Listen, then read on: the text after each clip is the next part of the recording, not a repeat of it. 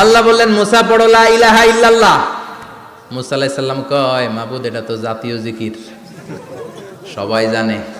জানে না, জানে না লা ইলাহা ইল্লাল্লাহ এমন কেউ আছে? কথা কন, জানেন না আপনারা? কথা বলেন, জানেন না? মুসা আলাইহিস সালাম বললেন আল্লাহ এটা জাতীয় জিকির কইলেন কেন? আমি তো চাইছি এক্সট্রা অর্ডিনারি, অসাধারণ একটা জিকির, সুপার ক্যালিফ্রাজিলিস্টিক এক্সপিয়ালিডোসাস, এক্সেলেন্ট একটা জিকির, আনপ্যারালাল, কারো কাছে নাই, শুধু আমি জানবো আর আমি পড়বো।